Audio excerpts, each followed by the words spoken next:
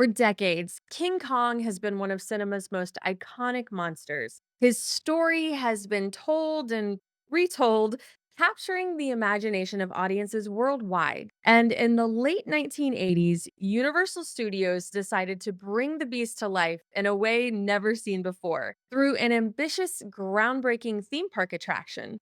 This is the story of Kongfrontation. As Universal Studios was gearing up to open in 1990, the goal was pretty clear: create a park that could rival Disney by offering thrilling, movie based attractions. One of their flagship rides? A massive King Kong experience. This worked out perfectly since Universal owned the rights to the 1976 remake. The team at Universal envisioned an immersive ride where guests could be transported to a city under siege by the giant ape. The challenge: bringing Kong to life in a way that felt real, terrifying, and unforgettable.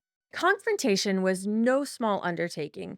The ride system featured large cable driven sky trams that would take guests above the streets of New York City as chaos erupted below. But the real showstopper: two massive 39-foot animatronic King Kong figures weighing over 6 tons each. These were some of the most advanced animatronics ever built at the time. One of the key companies behind Confrontation's animatronics was Bob Gurr's Sequoia Creative, a firm known for cutting edge theme park effects. Bob Gurr, a former Disney Imagineer, played a major role in developing Kong's intricate animatronics. The figures were some of the most advanced of their time, featuring realistic fur, hydraulic powered movement, and expressive facial animations. Each of the 39-foot tall King Kong figures used a combination of hydraulics, pneumatics, and cables to create his fluid movements. His head alone had 6 axes of motion, making it one of the most expressive animatronics at the time. Before settling on a tram ride, Universal considered a roller coaster style attraction where guests would escape from Kong at high speeds. Additional early concepts featured an ending where Kong jumped onto the tram, shaking it violently before guests escaped at the last second. This idea was ultimately scrapped due to mechanical limitations. With an estimated budget of $40 million, Confrontation was one of the most expensive attractions Universal had ever created. But was it worth it?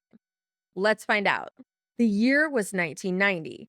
Universal Studios officially opened to the public, and Confrontation was one of the headliners. Guests boarded the Roosevelt Island tramway, thinking they were escaping from a King Kong rampage, but soon they realized they were heading straight into danger. The tram shook violently as Kong's roar echoed throughout the streets. Helicopters swarmed above, gunfire lit up the skyline, and then the beast himself emerged.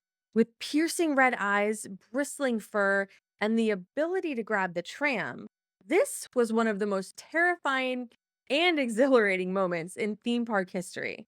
Some guests reported being genuinely scared by how realistic he looked. The ride was positioned as one of the 3 major opening day headliners for Universal Studios Florida, along with Jaws and Earthquake the Big One. On a side note, no detail was spared for the ride. Confrontation featured real banana scented air, adding to the immersive experience and making Kong feel a little bit more lifelike. Fun fact: while Orlando had Confrontation, Universal Studios Hollywood had a completely different Kong experience. The King Kong Encounter was part of the tram tour, where a full size animatronic Kong attacked guests in a 1986 built cityscape. Unfortunately, on June 1st, 2008, a massive fire broke out on the Universal Studios Hollywood backlot, destroying the King Kong animatronic and the entire New York street set. King Kong had been a Hollywood icon for decades, with the original 1933 film and the 1976 remake keeping the character relevant. Universal's 1976 King Kong film, starring Jeff Bridges and Jessica Lange, was a big hit and introduced the giant ape to a new generation. By the time Universal Studios Florida opened in 1990, Kong was a well established pop culture figure, making him the perfect headliner for the new theme park. Guests loved the ride's mix of realistic animatronics and immersive set design, making it feel like they were stepping into a live action movie. The ride built tension expertly. At first, guests saw only glimpses of Kong, like his shadow or even glowing red eyes in the distance. When he finally appeared, the payoff was both terrifying and thrilling. Also, while it had intense moments, it wasn't a high speed roller coaster, meaning that families, kids, and non thrill seekers could still enjoy the experience.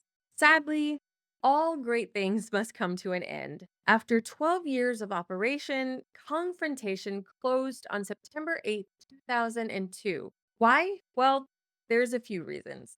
The Kong animatronics were so large that they required constant maintenance. Engineers even had to replace the fur quite frequently, made of horsehair and synthetic materials, because guests touching it would wear it down. The ride broke down often, partly due to the complexity of the animatronics and the tram system.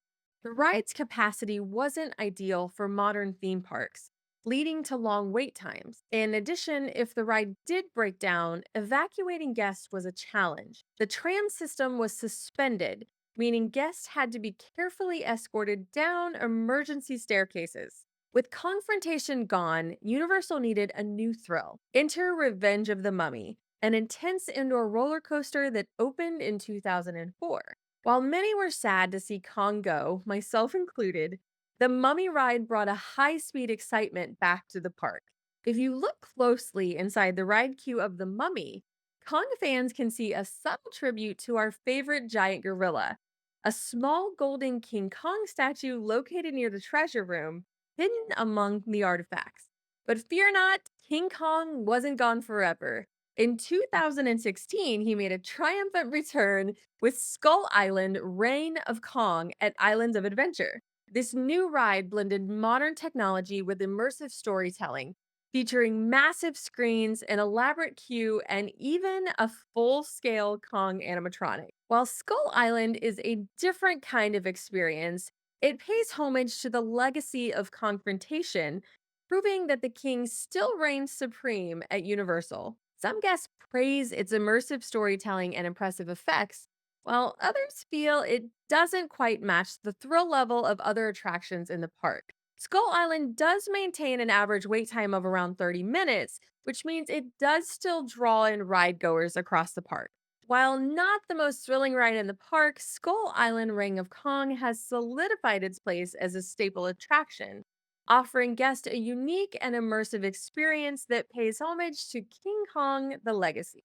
For those lucky enough to have ridden Confrontation, it remains one of the most memorable attractions in theme park history. A mix of cutting edge animatronics, immersive storytelling, and that larger than life King Kong magic made an experience like no other. And while it may be gone, the legacy does live on. So, did you ever get to experience the original Confrontation? And what are your thoughts on Skull Island Ring of Kong? Let us know in the comments below. And don't forget to like and subscribe for more deep dives into all kinds of history. Until next time, stay adventurous.